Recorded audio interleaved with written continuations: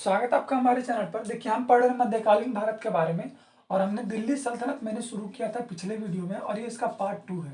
तो दिल्ली सल्तनत का पार्ट 2 है, जबकि लगभग मिडाइवल हिस्ट्री में मैंने 6-7 वीडियो पढ़ा दिया। तो ये दिल्ली सल्तनत का दूसरा पार्ट है। पहला पार्ट में बहुत कॉन्सेप्ट है, अगर आप उस कॉन्सेप्ट को समझ पाएंगे ना तो ये आपका बेस होगा और बहुत हर वंश में वो आपको काम देगा। तो दिल्ली सल्तनत में मैंने पहले बताया था कि यहाँ पे स्थापना की गई थी गुलाम वंश की। किसकी?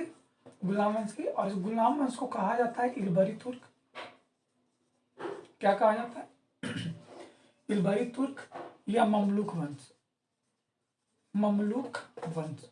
गुलाम वंश को गुलाम वंश किसने कहा? तो प्रोफेसर हबीब ने। ये सब आपको याद होना चाहिए क्योंकि ये सब फैक्चुअल क्वेश्चन है।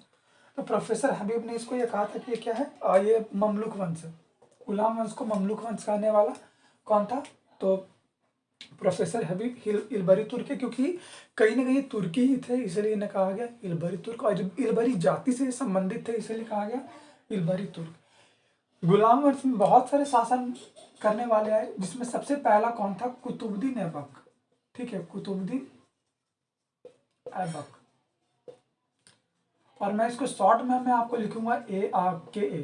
ठीक है, ज्यादा मैं बार बार नहीं लिखूंगा। और कुतुबुद्दीन ऐबक को मैं लिखूंगा KA। शॉर्ट में याद रखेंगे कुतुबुद्दीन ऐबक को KA। कुतुबुद्दीन ऐबक का जो कार्यकाल था वो 1206 से 1210 था। और देखिए, इस दरमियान में मैं आपको ये बता दूं कि ये क्या होता है। ये दिल्ली सल्तनत का संस्थापक है। आप सब लिखते चलेंगे। दिल्ली सल्तनत का क्या है? दिल्ली सल्तनत का, दिल्ली का नहीं, दिल्ली सल्तनत का, या आपसे पूछ लिया जाए गुलाम वंश का।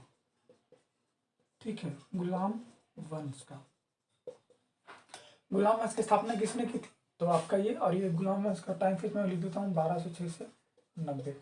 तो गुलाम वंश की स्थापना किसने की थी? कुतुबुद्दीन ऐबक ने। या दिल्ली सल्तनत की स्थापना किसने की? कुतुबुद्दीन ऐबक ने। मैंने आपको ये बताया था कि जब मोहम्मद गौरी अपने साम्राज्य की स्थापना करके यहाँ से जा रहा था ना, तो वो यहाँ पे अपने उसके 3 जो गुलाम थे वो उसके सबसे प्रिय थे। कौन कौन? एक तो कुतुबुद्दीन ऐबक, एक अल्लौज और एक कुबाचा। तो उन तीनों के बीच में ही उसने अपने साम्राज्य का क्या किया? बंटवारा किया। कुतुबुद्दीन ऐबक को उसी बंटवारे में भारत का क्षेत्र मिला, जबकि अल्लौज और कुबाचा को भारत से सटे हुए क्षेत्र जो आपका नॉर्थ वेस्ट का इलाका था वो मिला, वो क्षेत्र मिला था अल्लौज, और जो कुबाचा था वो गौर प्रदेश उसे दे दिया गया। लेकिन जब तक कुतुबुद्दीन ऐबक रहा, उसने अपने साम्राज्य का विस्तार ना करके उसने ये किया कि जो साम्राज्य उससे विरासत में मिली थी मोहम्मद गौरी से, उसे कैसे सुव्यवस्थित किया जाए। तो उसने क्या किया कि पहले अपने सारे विरोधी को या तो न्यूट्रलाइज करने का प्रयास करा, क्योंकि मैंने बताया था कि एक तो कुबाचा था, एक अल्लौज था और एक कुतुबुद्दीन ऐबक था। अल्लौज और कुबाचा। ठीक है, तो यहाँ पे क्या होगा? कुबाचा। ठीक है, कुबाचा नाम है। तो यहाँ पे ये होने वाला है कि अल्लौज जो भारत से सटा हुआ इलाका में था, नॉर्थ वेस्ट का पार्ट में था, जिसे ये, ठीक है, उसमें तो ये यहाँ पे मानते हैं यहाँ पे था। तो ये इसका आक्रमण बार प्रयास कर रहा था कि कैसे इसके क्षेत्र को भी हम क्या करें? हड़प ले। किसके क्षेत्र को? कुतुबुद्दीन ऐबक के क्षेत्र को। तो ये इसने इस दरमियान में कुतुबुद्दीन ऐबक ने पॉलिसी यहाँ पे अपना लिया कि इसने इसके साथ, किसके साथ? अल्लौज के साथ इसने क्या किया? वैवाहिक संबंध स्थापित कर लिया। मतलब कि अपनी बहन का विवाह इसके यहाँ और इसकी बहन का विवाह अपने यहाँ कर लिया, और इससे इन दोनों के बीच में वैवाहिक संबंध स्थापित हो गए। जिसके बाद यहाँ पे, क्योंकि जब ये रिश्तेदार बन गए तो यहाँ पे ये लोग एक दूसरे के ऊपर आक्रमण न करके क्या बन गए? दोस्त बन गए। तो इस कारण से कुतुबुद्दीन ऐबक ने अपने इस दुश्मन को, किसको? अल्दौज को क्या किया? शांत कर लिया। कुबाचा नहीं आ सकता, कुबाचा क्योंकि गौर प्रदेश में था, क्योंकि जब तक यहाँ से वो क्रॉस नहीं करेगा तो भारत में एंट्री नहीं मिलेगी कुबाचा की। तो अल्लौज को शांत करना जरूरी था। अभी अगर हम यहाँ पे बात करें तो कुतुबुद्दीन ऐबक को कुरान खाक कहा जाता है। क्या कहा जाता है? कुरान खाक। और कुरान खाक क्यों कहा जाता है? कि ऐसा कहा जाता है कि इसने बचपन में कुरान को बहुत अच्छे से पढ़ा, इसीलिए इसे और क्या कहा जाता है? पील बख्श कहा जाता है। ठीक है, पील बख्श। और इसे क्या कहा जाता है? लाख बख्श कहा जाता है। लाख बख्श। पील बख्श का मतलब होता है जो हाथियों का क्या दान देता हो। ठीक है, लाख बख्श क्या हो? जो लाखों का दान करता हो, ये हो गया। और इसे कुतुबुद्दीन ऐबक ने आज दिल्ली में कुतुब मीनार की नींव रखी। और बहुत इंपॉर्टेंट है ये। कुतुब मीनार के बारे में आपको 3-4 शासक काल में मिलेगा आपको। कुतुब मीनार की नींव किसने रखी? कुतुबुद्दीन ऐबक ने। और इसका जो नाम रखा गया था वो बख्तियार है ना, काकी की याद में, किसकी याद में, बख्तियार काकी की याद में कुतुब मीनार का नाम रखा गया था। और ये लगभग 1197 के समय शुरू किया गया था, लेकिन ज़्यादातर ये इसकी नींव रखी गई थी और कुतुबुद्दीन ऐबक के समय में। ठीक है, तो ये हम यहाँ इसमें पढ़ेंगे।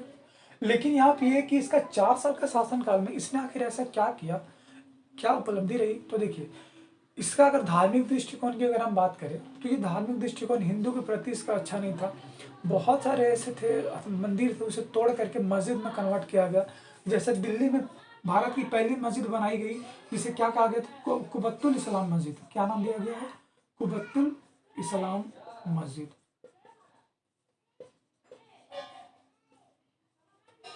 ठीक है, अजमेर में बनाया गया था। अजमेर में एक जैन मंदिर था, उसको तोड़ करके वहां पे बना दिया गया था क्या, 2.5 दिन का झोपड़ा। और ये भी मस्जिद है, 2.5 दिन का झोपड़ा। और ये क्या है आपका, मस्जिद है। कभी कभी यही पूछ देगा कि ये क्या था, मस्जिद है। कहाँ पे है, अजमेर में है। और इसे 2.5 दिन में ही बनाया गया था, इसीलिए नाम रखा गया 2.5 दिन का झोपड़ा। और यहाँ पे पहले क्या था, एक जैन मंदिर था, उसको तोड़ करके बनाया गया था। और कुबत्तुल इस्लाम मस्जिद को जो बनाया गया तब वो विष्णु भगवान का मंदिर था, उसके ऊपरी हिस्से को तोड़ दिया गया। और दिल्ली में क्या क्या किया गया, इसको बनाया गया था कुबत्तुल इस्लाम मस्जिद को, जो भारत की पहली मस्जिद है। ये हमने पढ़ा। अभी यहाँ पे कुतुबुद्दीन ऐबक के बारे में, इसकी डेथ कैसी होगी, इसकी डेथ 1210 में होगी। और वो घोड़ा से गिर कर होगी। वो एक खेल खेला करता था जिसको क्या कहा जाता था, पोलो। और आप कमेंट करके बताइएगा कि पोलो में कितने खिलाड़ी होते हैं, पोलो के रेस में, घोड़े का जो रेस होता है उसमें कितने खिलाड़ी पार्टिसिपेट करते हैं। तो 1210 में घोड़े से गिरकर किसकी मौत हुई थी, कुतुबुद्दीन ऐबक की। और ये जो पोलो खेल है वो कहाँ से आया है, तुर्की देश से ही आया था। ये भी हम लोग याद रखेंगे। तो ये हमने पढ़ा कुतुबुद्दीन ऐबक के बारे में। अगले वीडियो में अच्छे से पढ़ेंगे। इसके आगे जो आएगा इसका ही एक गुलाम आएगा, जिसे क्या कहा जाएगा, इल्तुतमिश। तो अगले वीडियो में मिलेंगे। वीडियो पसंद आया तो वीडियो को लाइक करें, शेयर करें, सब्सक्राइब करें।